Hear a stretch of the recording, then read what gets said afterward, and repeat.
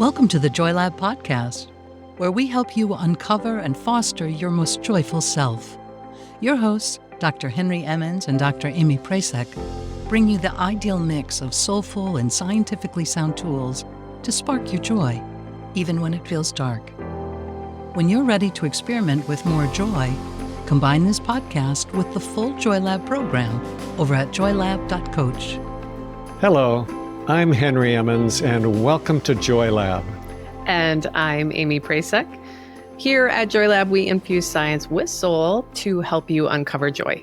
To do that, we focus on building the elements of joy, the positive emotions, and inner states that become the building blocks for a joyful life. So the element for this episode is curiosity, and we're working on attention. That's the second aspect of deep listening and also a skill that boosts curiosity. So Henry, in your book, The Chemistry of Calm, you wrote about this aspect in a really clear way. I'll just read this section here. When listening deeply, you are simply placing your attention completely upon the other. If your mind wanders, bring your focus softly back to the person before you. Notice if you are thinking about what you will say or remembering your own similar stories, and let go of your thoughts. So I like this reminder that we can repeatedly return our attention back to the person, let go of those other thoughts or judgments, and take the spotlight off ourselves so we can bring attention back to the other person. I think that's a practice of proactive curiosity. We can choose to be a little more curious about the other person's experience than our own. Yeah, I like to think of this in a couple of different ways. One, I think that there is something kind of magical about feeling truly heard. I think that's the real gift that a good therapist gives to their clients. But it's something you can give to people in your life too. And folks know when they have been heard. So by doing this deep listening for others, you can become a better parent, a better friend or partner, whatever relationships are important to you. But that's not the only thing you get when you practice deep listening, because it's also a great mindfulness practice for you. You know, everybody gets distracted. It's just really the nature of the mind. And I don't think that that's a real problem. I think it's an opportunity, because it gives us an opportunity to bring ourselves back to the moment. And it's really by repeating that cycle over and over again. You get distracted and then you bring yourself back. That's how you strengthen your mindfulness muscles.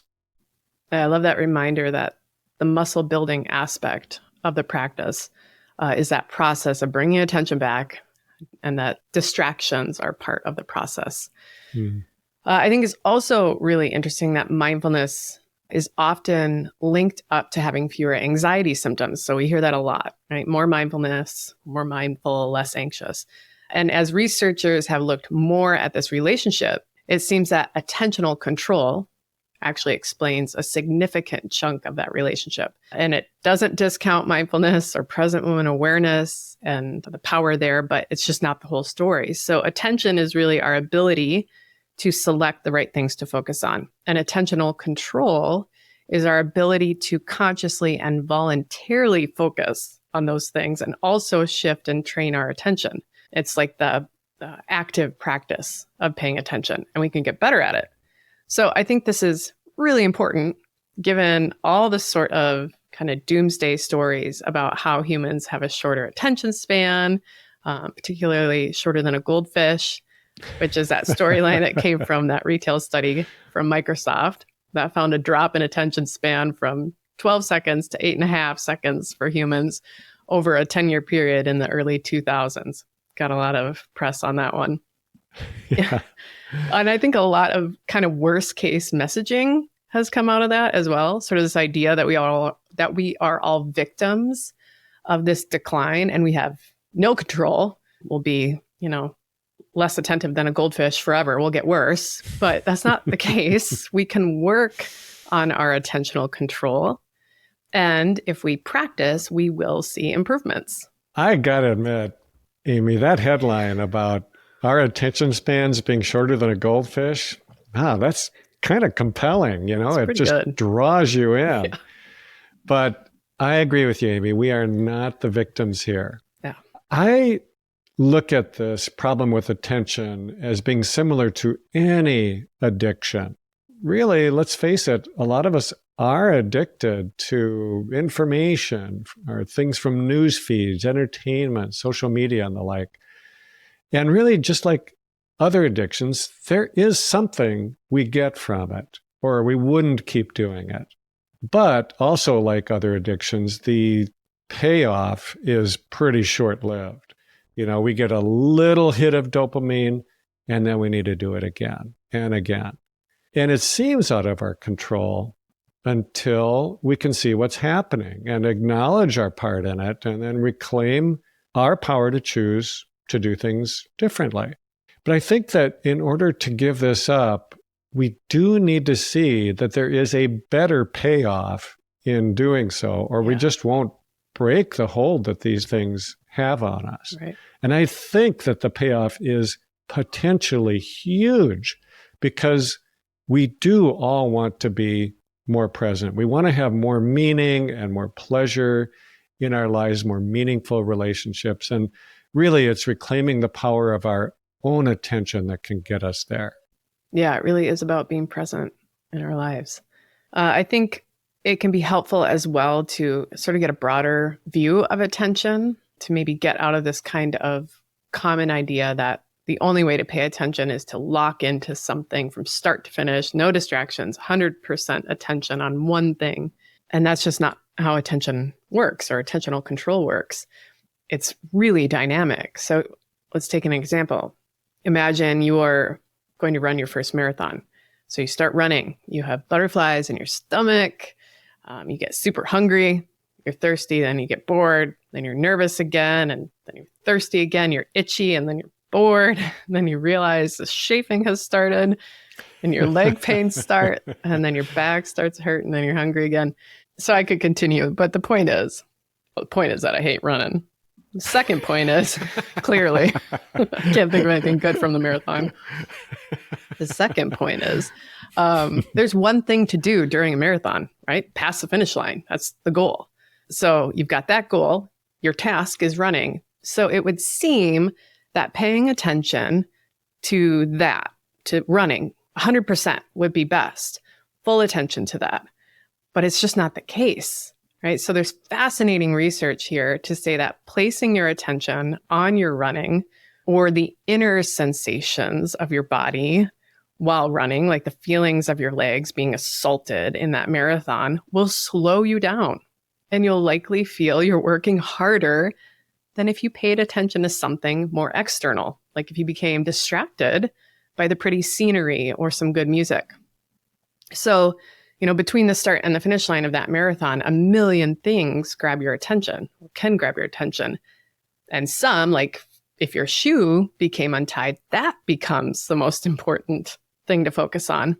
And if you can't switch your attention to that, then you'll trip. And then, if you don't want your legs to hurt so bad, you should probably bring your attention back to those pretty trees or the music in your earbuds. So I'm also now just imagining all those stories of people on their cell phones walking down the street, like 100% full attention on that one thing, their phone, and then they fall into an open maintenance hole, which is hilarious, but also a great example of not being able to sort of monitor the external environment, right? So, whether you're running a marathon, walking down the street, or at work or home, attention cannot be fixed or tense, right? It is fluid, and we can work with it. Yeah, I think what you just said is the real power of attention, that it is fluid.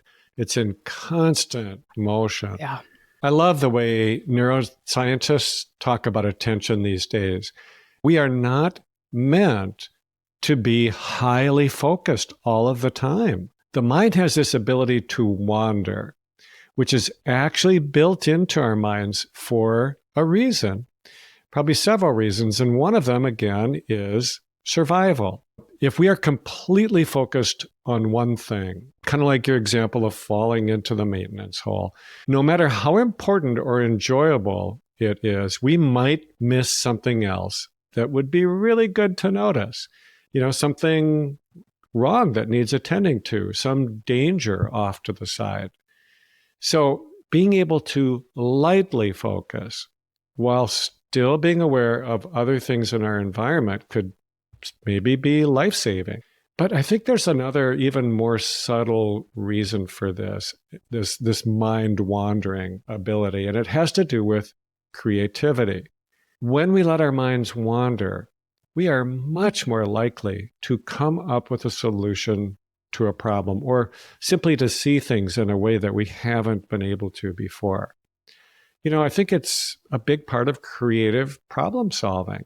And it's that deep well of creativity that artists and scientists go to again and again to get fresh ideas or make new connections between things.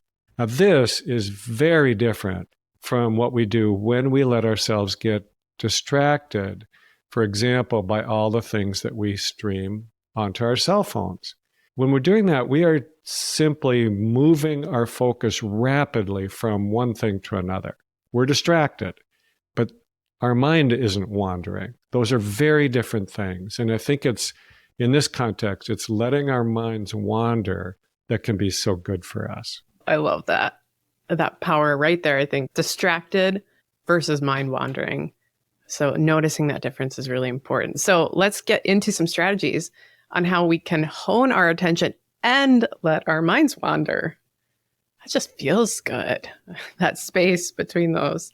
I really like some of the tools out of the field of sports psychology around something they term attentional control training. It's used in other fields, that term as well. But there's one model in particular from Brick, McIntyre, and Campbell that, even though it's crafted for endurance athletes, I think it applies to this endurance sport that is our lives. So I'll take some liberties, sort of apply it a little bit more closely.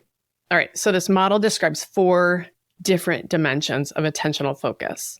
There's outward monitoring, internal sensory monitoring, and then we've got distractions, which include active distractions and involuntary distractions.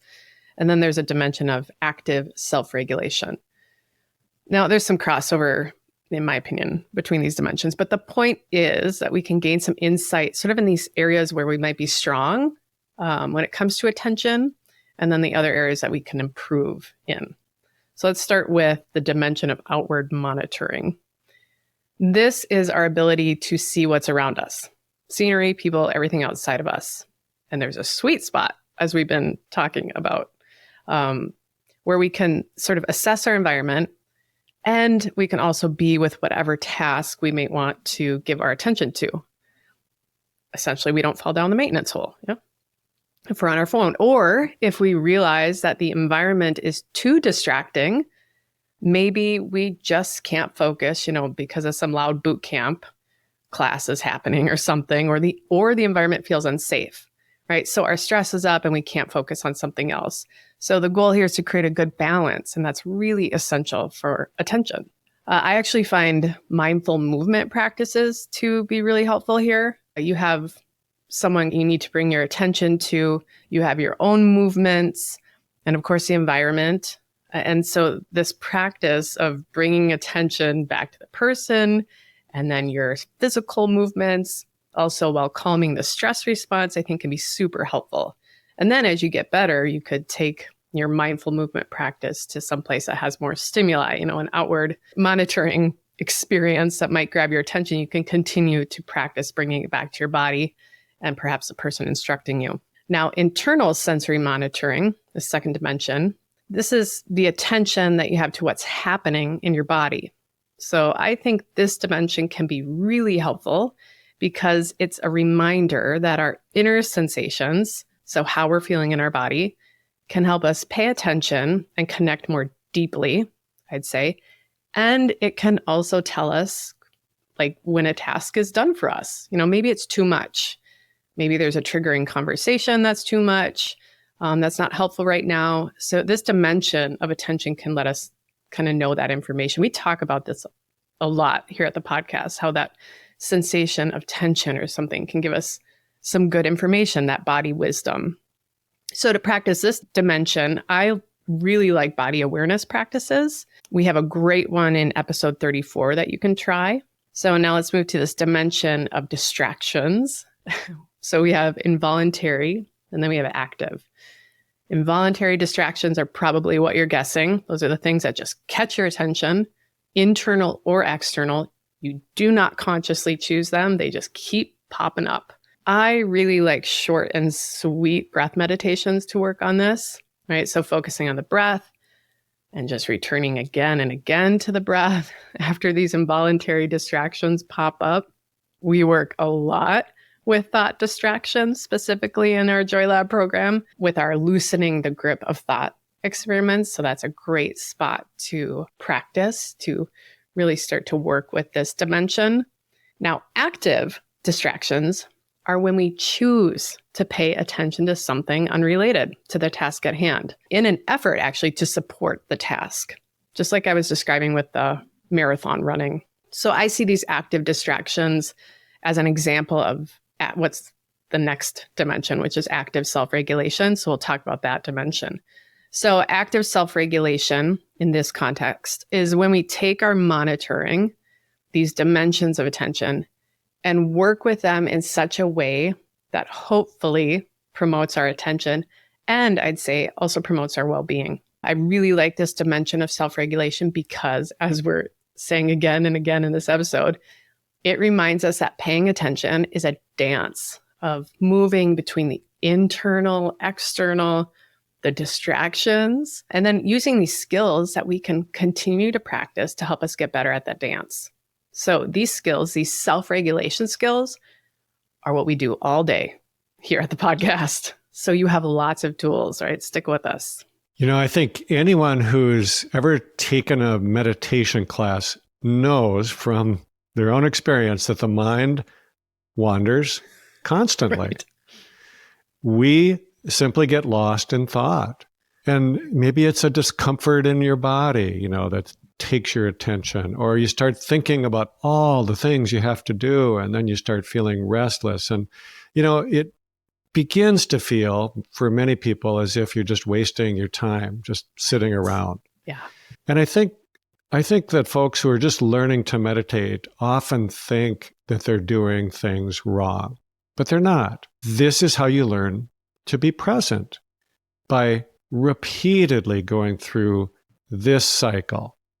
So first, you try to keep your attention on something that you choose, this active attention, like your breath or maybe your thoughts. But inevitably, your attention wanders. Eventually, you will become aware that your attention has wandered and that you are no longer present. And that is exactly what you want. That is your moment of mindfulness, that moment of awareness that you are no longer present.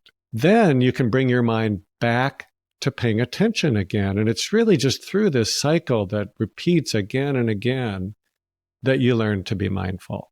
And in a much bigger way, when you're not meditating, but you're out in your life doing things, you go through a very similar cycle.